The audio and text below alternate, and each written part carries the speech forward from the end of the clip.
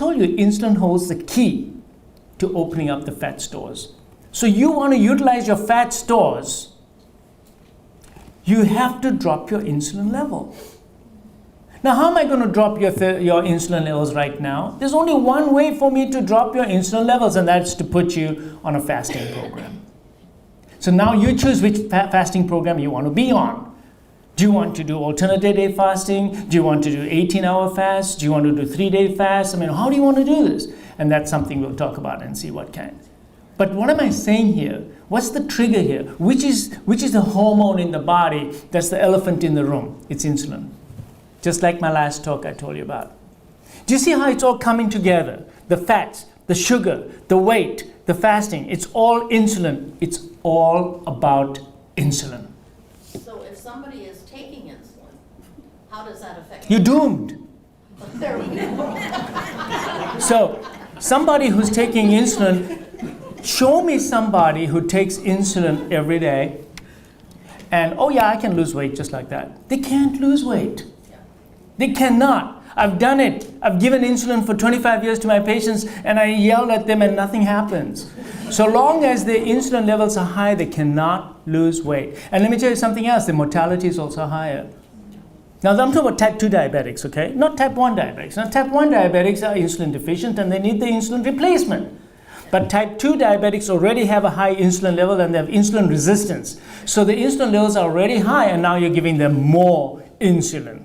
And that is only going to hurt the patient even more. But your A1C will look better and your glucose will be lower.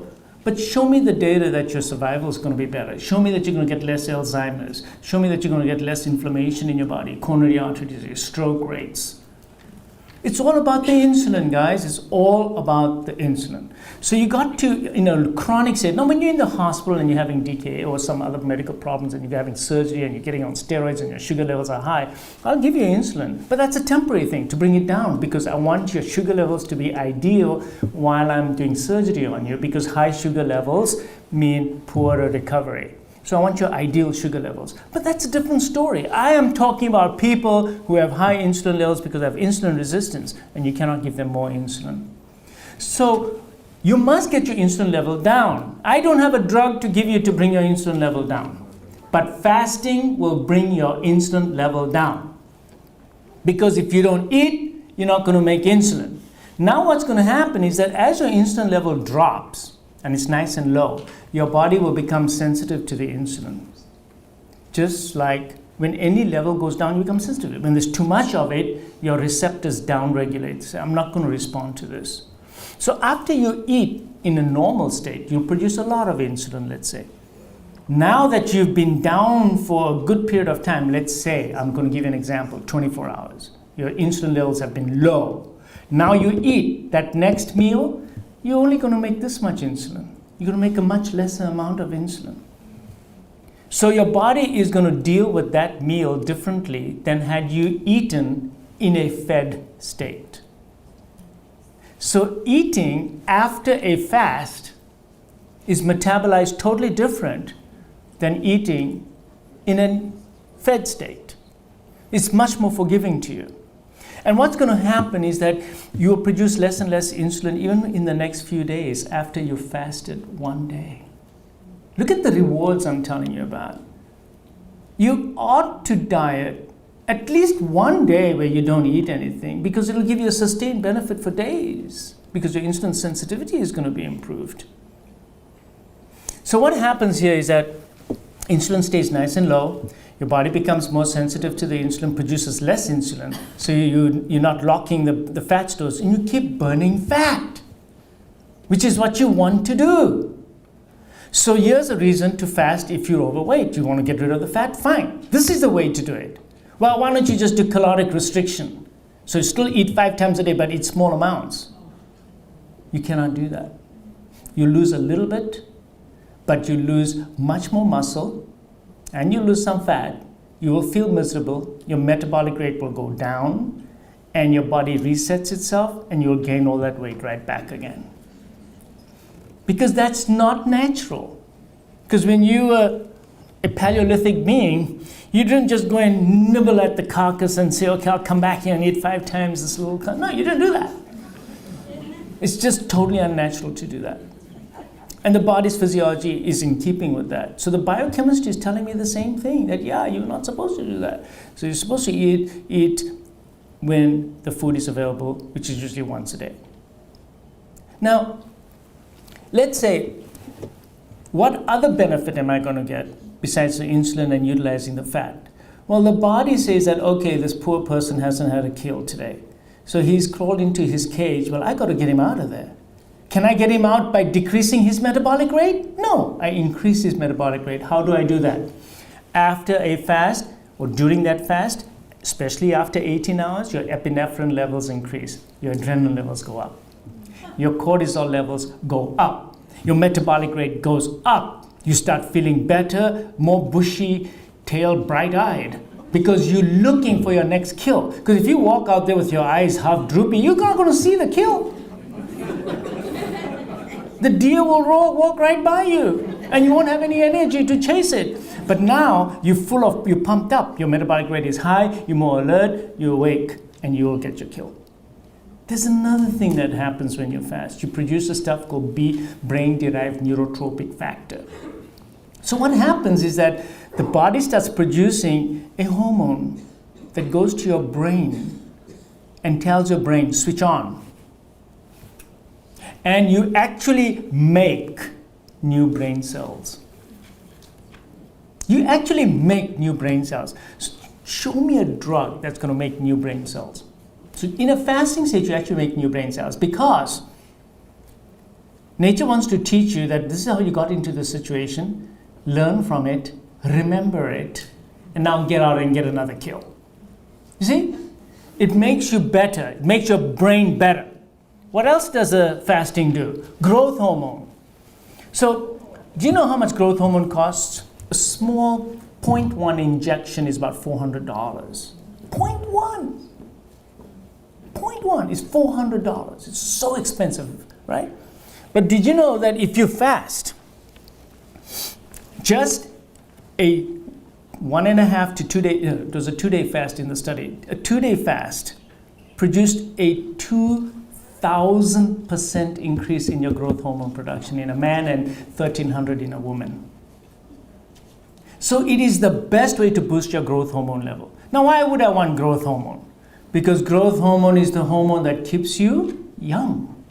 It's the growth hormone that makes your skin better, that replaces the dead parts better, and your muscles grow. So your muscles actually grow. So you do 10 reps, you're going to put on more muscle than if your growth hormone is low. Growth hormone is low. You could be pumping iron all day long and you'll just get achy muscles. But you will not grow muscles. To grow muscles, you need growth hormone. You want to stay younger, you need growth hormone. Now, there is a condition called adult growth hormone deficiency, and of course children have it too. And they have short stature and slow growth, etc. And in adults, there's a similar one, and it manifests itself as an elderly person who's just, his muscles are all wasted, he's got no energy, he's got a blank in his eye all the time, he's just can't think, and he's very weak, and he's just sitting around. You measure his growth hormone level, it's very low. You give him some growth hormone, he feels a lot better. But the problem with exogenous growth hormone is it has a lot of side effects. So that's why right now it's not approved by the FDA for me to give people growth hormone. But the best way to give yourself growth hormone is do one fast. Do one fast, and your growth hormones will go up. What else happens when you're fasting? So growth hormone, I told you about 24 to 48 hours if you really want to get the full benefit of growth hormone. Now, there's a condition called autophagy. I'm going to explain to you what autophagy is. Autophagy starts actually at about 18 hours and then gradually increases, and it's maximum at 3 days. Sounds terrible. It's not fair. But you know what? Even if I get some autophagy after 24 hours, I'll be very, very, very happy. But if I want to maximize my autophagy, I'll go for a 3-day fast. So let me explain what autophagy is. Autophagy, the Nobel Prize winner got it 2 years ago, got the prize on autophagy. So what happens in autophagy is that when you are nutrient deficient like this, the body senses that there's no nutrients coming in. And there's a thing called mTOR. mTOR levels go really, really low. This is a protein kinase in the body, and it goes really, really low, and that turns on autophagy. What turns off autophagy is mTOR levels are high. What causes mTOR levels to go high is eating mostly proteins. So let's come back again to autophagy. So what autophagy does is that it takes your cells, and the cell has a lipoprotein membrane around it, and there's all the intracellular organelles in it.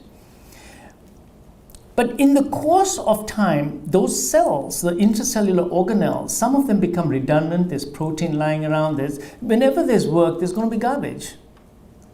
So there are old intracellular organelles and some proteinaceous materials that are just lying around in the cytoplasm. So the body says, I need energy. Recycle. I need to recycle.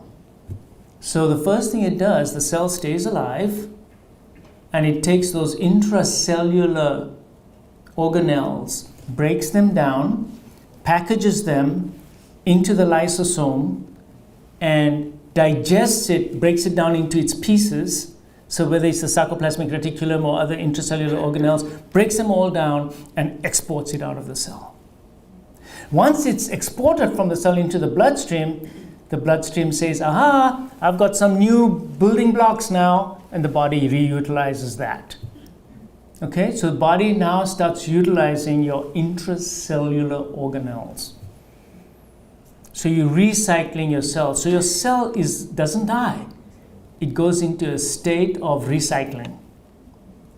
And you recycle your mitochondria as well. So mitochondrial parts, because there's a lot of oxidative stress going on in the mitochondria. So what happens is that that cell is now going to be depleted of its old non-functional parts. And then when you do eat, guess what gets repaired first?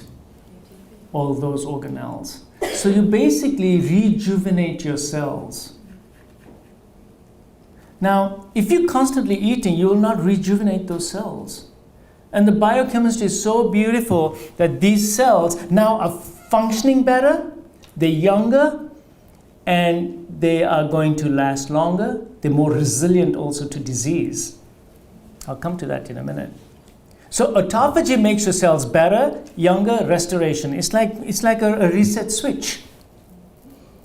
So how do those organelles redo themselves? Well, they rebuild themselves because when you then eat, because you've had autophagy, a signal goes from those cells to the bone marrow to say, hey, listen, I used up my intracellular organelles. When you get new ones, new supplies, send them to me.